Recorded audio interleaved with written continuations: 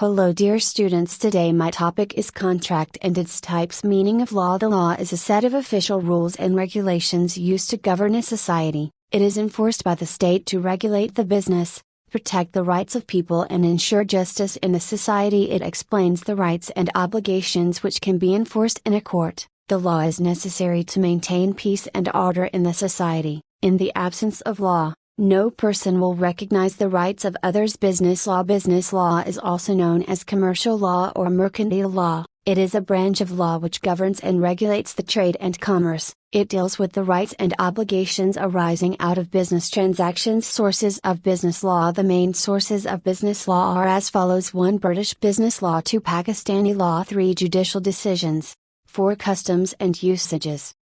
Definition of contract. Some definitions of contract are as follows.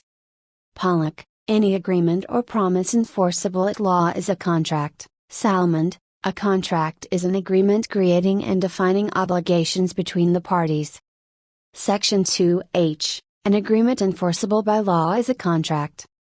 The definition shows that for a contract, there must be an agreement between the parties and the agreement must be enforceable by law.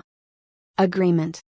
Section 2E defines agreement as, every promise and every set of promises forming the consideration for each other is an agreement. It means that every promise is an agreement if it forms a consideration for both parties. If a promise forms no consideration for both parties, it cannot become an agreement. Promise. Proposal. Promise. Section 2B defines promise as, when the person to whom the proposal is made signifies his assent thereto, the proposal is said to be accepted. A proposal, when accepted, becomes a promise. It means that when one person makes a proposal, offer, to another person and when it is accepted by the other person, it becomes a promise, proposal.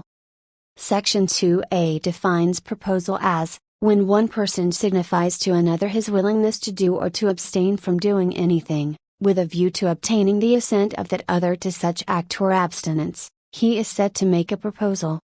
It means that when one person shows his willingness to do or not to do anything in order to get the consent of other person, it is called a proposal. A proposal is also called an offer. Types of contract. 1. Express contracts. These contracts are explicitly stated in writing or verbally, and the terms are clearly defined. 2. Implied contracts. Implied contracts are not explicitly stated but are inferred from the actions, conduct, or circumstances of the parties involved.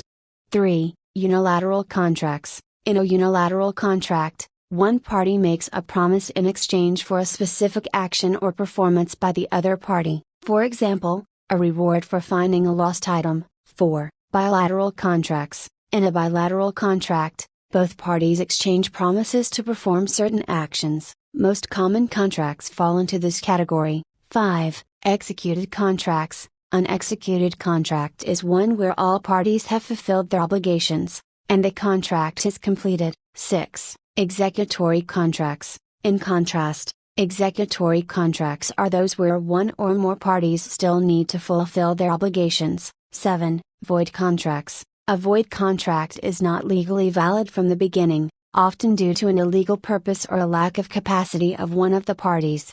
8. Voidable contracts. These contracts are initially valid but can be voided by one of the parties if certain conditions or circumstances exist, for example, contracts with minors. 9. Unenforceable contracts. These contracts may be valid, but a court cannot enforce them because they lack certain legal elements or may have exceeded the statute of limitations. 10. Adhesion contracts. These are one-sided contracts where one party has more bargaining power, and the terms are usually not negotiable, for example, standard form contracts. 11. Aleatory contracts. Aleatory contracts involve uncertain events, such as insurance policies where the payout depends on an unforeseen future event.